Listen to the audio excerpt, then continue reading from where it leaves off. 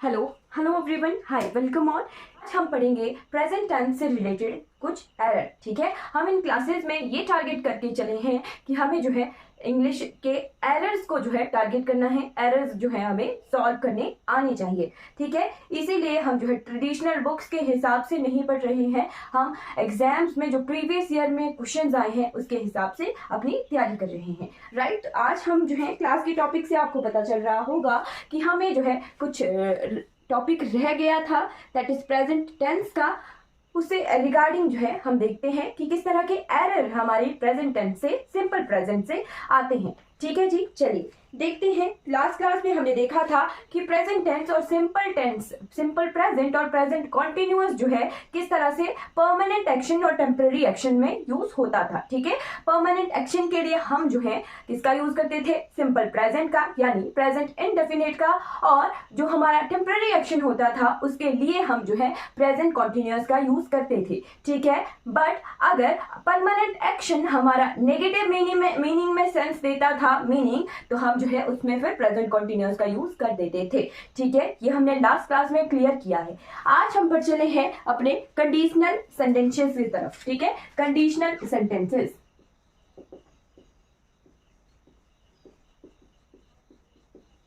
ठीक, जो भी हमारे कंडीशनल सेंटेंसेस होते हैं, हम देखते हैं कि कंडीशनल सेंटेंसेस में कुछ जगहों पर विल लगा होता है, तो क्या उसमें दूसरे सेंटेंस में भी क्या विल होगा? मतलब दो क्लाउजेस वाला। ठीक, एक कंजंक्शन को जोड़ के जो है एक कंडीशनल सेंटेंस बना दिया। अगर वो आता है फिर मैं जाता हूं। ठीक है, अगर वो आता है फिर मैं जाता हूं। ठीक है, ये क्या बन गया? एक कंडीशनल सेंटेंस बन गया। ठीक है, अगर वो आता है तो फिर मैं जाऊंगा, है ना, इस तरह का सेंटेंस। तो क्या कंडीशनल सेंटेंसेस में दो विल यूज होते हैं?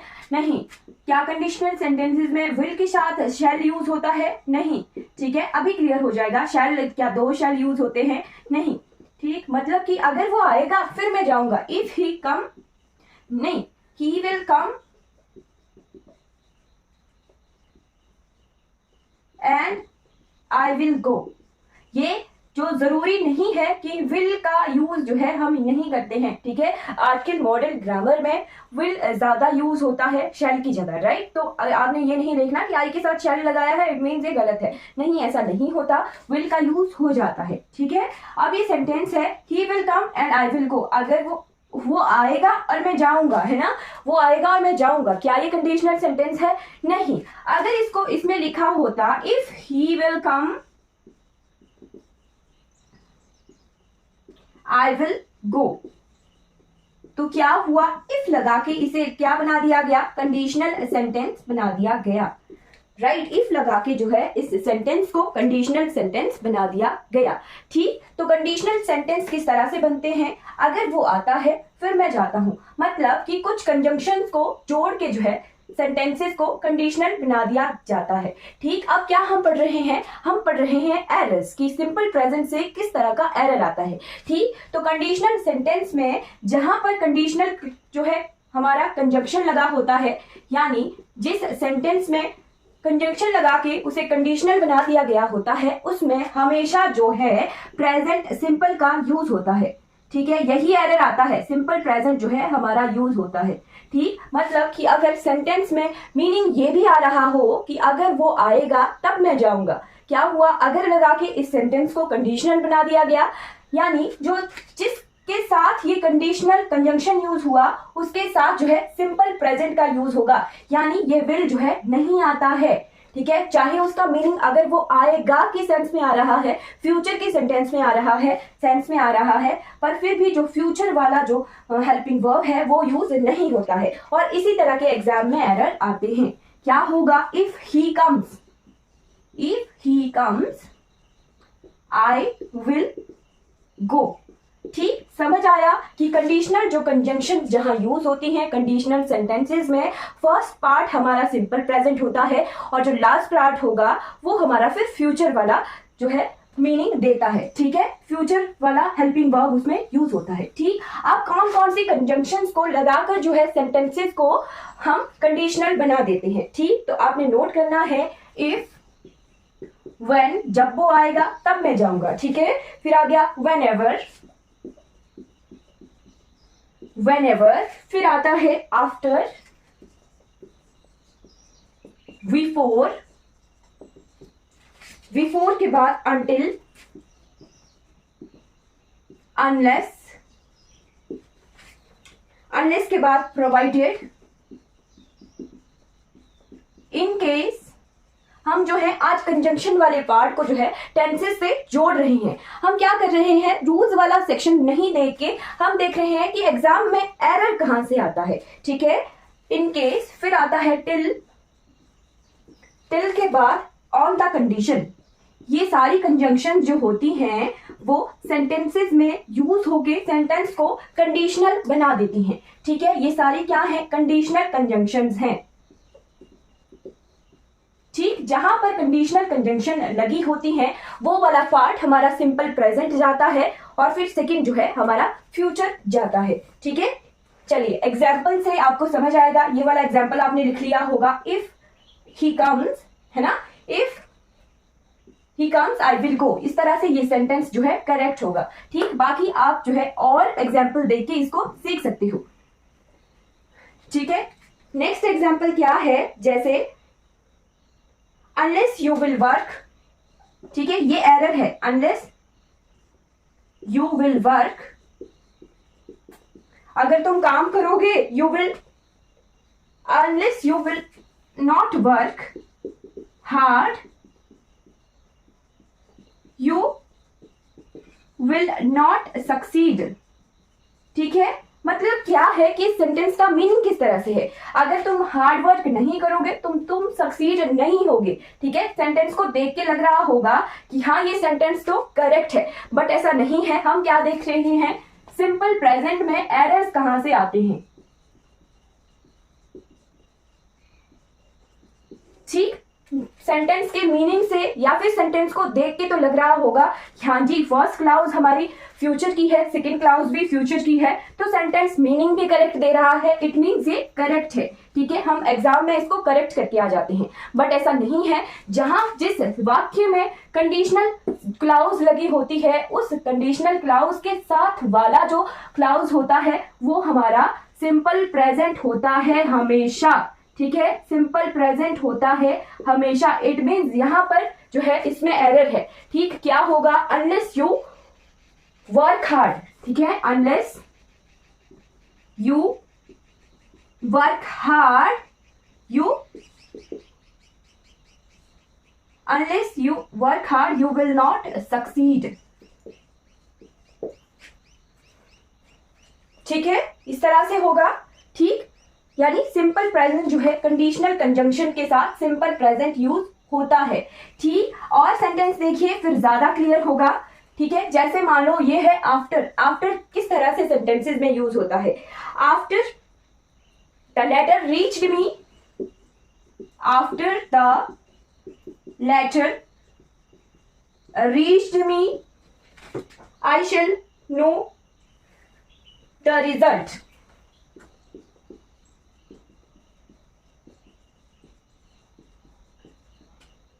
ठीक, आफ्टर को लगाकर जो है इस सेंटेंस को कंडीशनल बना दिया गया। ठीक है, कि जब मुझे रिजल्ट का पता लग जाएगा उसके बाद ही जो है, जब मुझे मेरे पास लेटर आ जाएगा उसके बाद ही जो मैं रिजल्ट का पता कर सकता हूं। ठीक है, यही हुआ, मुझे रिजल्ट का पता लगेगा। ठीक है, आफ्टर द लेटर रीच्ड मी, यहाँ पे क्या है, सिंपल पास्ट यूज हुआ है, बट आफ्टर क्या है, एक कंडीशनल क्लाउज है। कंडीशनल क्लाउज के साथ कंडीशनल कंजंक्शन है। कंडीशनल कंजंक्शन के साथ हमेशा क्या होता है, सिंपल प्रेजेंट का यूज होता है। यही जो है आपने नोट रखना है। इट मींस एरर जो है इस सेंटेंस में यहां पर है, क्या होगा, after the letter reaches me. ठीक है, after the letter reaches me I shall know the result. चलिए क्लियर हो गया होगा कि जहां पर कंडीशनल कंजंक्शन यूज होती हैं उनके साथ हमेशा जो है सिंपल प्रेजेंट का यूज होता है, और इस तरह के एरर जो है हमारे एग्जाम्स में आते हैं, इस तरह के क्वेश्चन करेक्ट करने के लिए आते हैं। ठीक, ये जो मैं क्वेश्चंस के एग्जाम्पल लिखती हूँ, सेंटेंसेस, ये किसी ना किसी एग्जाम में आए हुए होते हैं, वहीं से मैंने लिए हैं। ठीक है, चलिए एक और चीज आप देख सकते हो, एक और सेंटेंस में लिखती हूँ, I will take an umbrella I will take an umbrella in case it will rain. ठीक, अब आप बोलोगे कि मैंने बताया कि जहां पर जो है कंडीशनल जो लगी होती है कंजंक्शन, वो हमारा प्रेजेंट होता है। ठीक है, बट मैंने अभी तक क्या किया, जो पहला पोर्शन था क्लाउज सेंटेंस में, फर्स्ट जो क्लाउज थी उसी को करेक्ट किया। अब आप सोचोगे कि सेंटेंस में जो पहली क्लाउज होगी यानी फर्स्ट पार्ट होगा वो हमारा प्रेजेंट होगा और सेकंड पार्ट फ्यूचर होगा, बट ऐसा नहीं होता है। कुछ जगहों में हमारा सेकंड पार्ट भी जो है सिंपल प्रेजेंट होता है। ठीक है, बस सेंटेंस का मीनिंग देखना है कि हमारी कंडीशनल क्लाउज जो है फर्स्ट पार्ट से लगी है या सेकंड पार्ट से लगी हुई है। ठीक, यहां देखिए, I will take an umbrella in case it will rain. In case जो है सेकंड पार्ट के साथ लगा हुआ है। ठीक है, इन केस जो है सेकंड पार्ट के साथ लगा हुआ है। यहाँ पे जो है अब हमारा ये वाला पोर्शन करेक्ट होना है। ठीक है, ये वाला पोर्शन करेक्ट होना है। I will take an umbrella, correct form क्या होगी, I will take an umbrella in case it rains. Right, मतलब कि कंडीशनल क्लाउज फर्स्ट पोर्शन के साथ लगी है या सेकंड पोर्शन के साथ लगी है, ये चेक करना है। और जिस वाले पोर्शन के साथ, जिस क्लाउज के साथ कंडीशनल कंजंक्शन लगा है, उस पार्ट को जो है आप सिंपल प्रेजेंट में चेंज करेंगे। ओके, चलिए अब आपने एक और चीज देखनी है कि अगर एक पार्ट हमारा जो है कंडीशनल क्लाउज लगा के सेकंड पार्ट में अगर यूनिवर्सल ट्रुथ दिया हो तब क्या होगा। ठीक है, अगर कंडीशनल क्लाउज लगा के जो है सेकंड पार्ट में यूनिवर्सल ट्रुथ दिया है, यूनिवर्सल ट्रुथ के साथ तो मैंने बताया था कि क्या होता है, हमेशा ही सिंपल प्रेजेंट का यूज होता है। ठीक है, तो देख लेते हैं कि अगर एक पार्ट में एक क्लाउज में लगा दी कंडीशनल कंजंक्शन। ठीक है, if you heat water, if you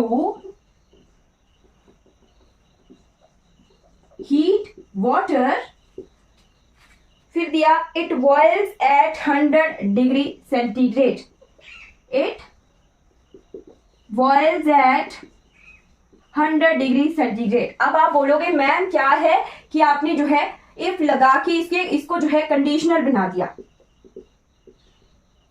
ठीक, अगर कंडीशनल क्लाउज लगी है, ये जो है हमारा सिंपल प्रेजेंट है, इट मींस ये तो सही है, बट आपने क्या किया, यहां पर जो है फिर से सिंपल प्रेजेंट दे दिया।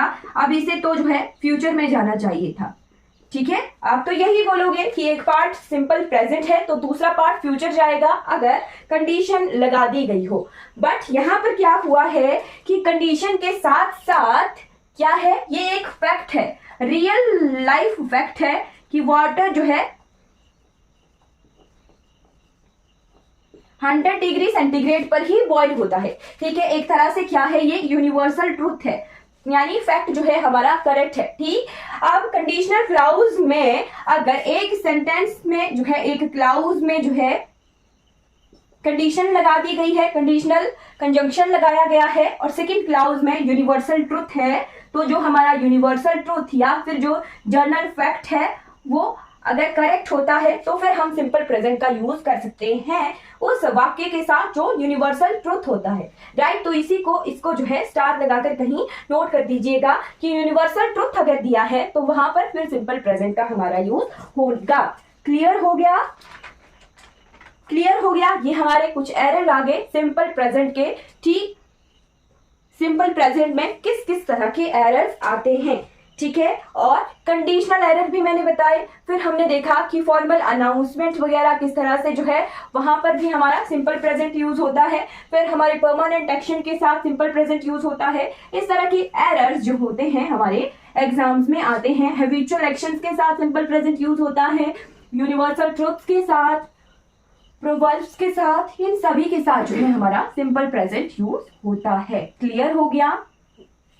आई होप आपने जो है आप ये रूल वाला पोर्शन जो है छोड़कर, रूल वाला पोर्शन छोड़ देना है कि हमारा V1 SES ये वो सब कुछ छोड़ दीजिए। अब आप देखिए कि एरर कहाँ से आते हैं, एरर को टारगेट करके पढ़ना है। ठीक है, रूल वाले चैप्टर को एक बार देखिए कि हाँ ये रूल्स होते हैं और बस इतना सा रूल्स देख लिए, क्लियर हो गया। बस फिर उसके बाद आपने एरर वाला चैप्टर खोलना है और एरर्स पढ़ने हैं।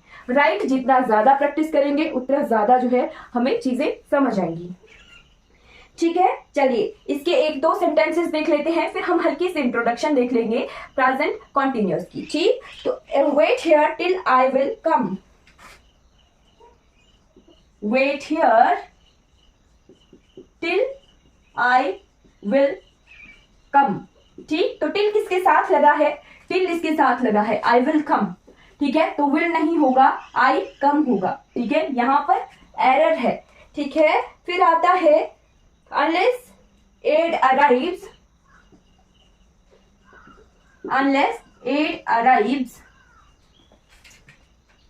within the next few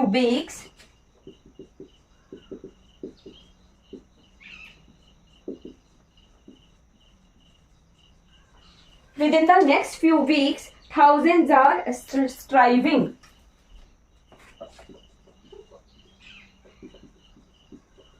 are starving। चलिए अब देखिए, अनलेस एड अराइव्स, अनलेस लगा के इसे क्या बना दिया? कंडीशनल कंजंक्शन बना दिया गया। अनलेस क्या है? कंडीशनल कंजंक्शन है और इसे कंडीशनल सेंटेंस बना दिया गया।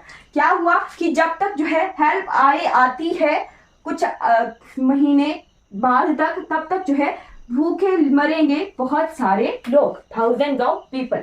ठीक, तो क्या किया है यहाँ पर? आर स्ट्राइविंग लगा दिया है। ठीक है, यानी प्रेजेंट कॉन्टिन्यूस है और यही क्या है? एरर है। ठीक है, कंडीशनल सेंटेंस में एक पार्ट अगर प्रेजेंट का है, यहाँ तो प्रेजेंट का है। ठीक है, देखिए unless aid arrives simple present है, यानी ये तो करेक्ट है, बट जो नेक्स्ट पार्ट है वो फिर हमारा फ्यूचर जाना था। ठीक है, यानी आर स्टार्विंग नहीं होगा, यहां होगा थाउजेंड विल स्टार्व। ठीक है, तो हजारों लोग भूखे मरेंगे। ठीक, इस तरह से करेक्ट कर दिया हमने सेंटेंस को। Unless aid arrives within next few weeks thousands will starve. ठीक है, ये करेक्ट फॉर्म है इस सेंटेंस की।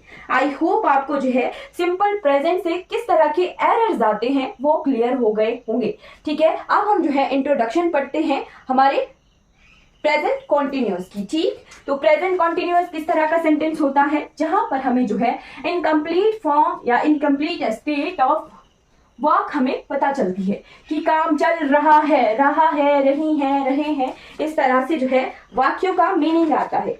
ठीक है, तो प्रेजेंट कॉन्टिन्यूअस में क्या यूज होता है?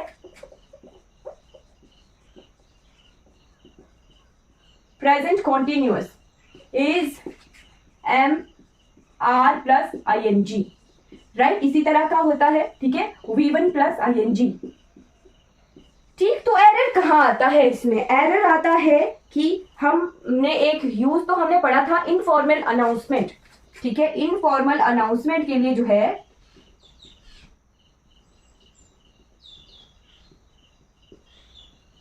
हम नियर फ्यूचर दिखाने के लिए प्रेजेंट कॉन्टिन्यूअस का यूज कर देते हैं। For example, the train is going to enter the platform. ठीक है, the train is going to enter the platform. Clear हो गया? मतलब कि बस जो है ट्रेन कुछ ही क्षणों में, कुछ ही मिनट्स में जो है प्लेटफॉर्म में, स्टेशन पर एंटर करने वाली है। ठीक है, नियर फ्यूचर है और इनफॉर्मल जो है हमारी अनाउंसमेंट है, इसके लिए हम जो है प्रेजेंट कॉन्टिन्यूअस का यूज करते हैं, यानी ये क्या है? एक करेक्ट फॉर्म ऑफ सेंटेंस है। ठीक है, फिर आगे एक और सेंटेंस आप देख सकते हो, जैसे ही इज गोइंग टू स्कूल।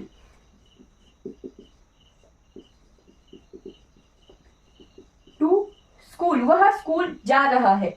ठीक है, मतलब क्या है? एक इनफॉर्मल जो है अनाउंसमेंट है। ठीक है, बाकी ये प्रेजेंट कॉन्टिन्यूअस का सिंपल सेंटेंस है। ठीक है, नियर फ्यूचर ये नहीं दिखा रहा।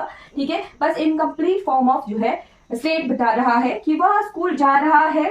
ठीक है, पर ये क्या है? नियर फ्यूचर दिखा रहा है।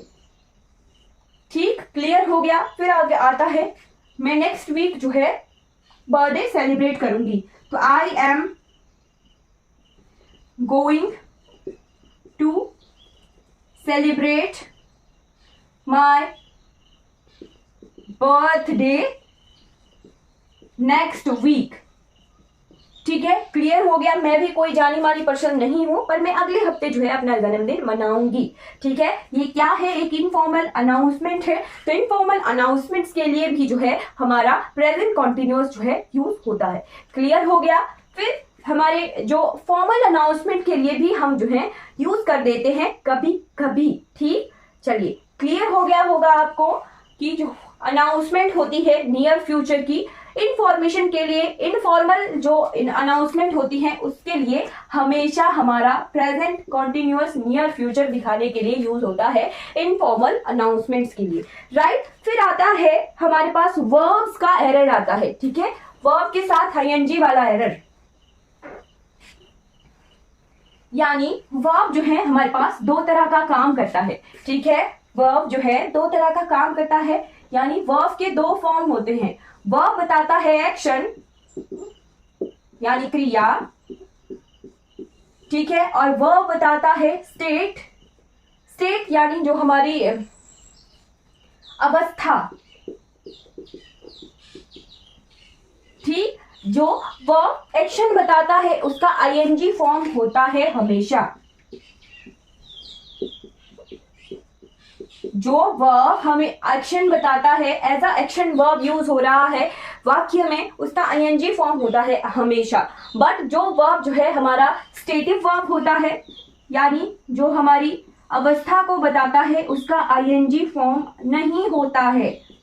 ठीक है, ये जो नहीं होता है यही एरर आते हैं एग्जाम्स में।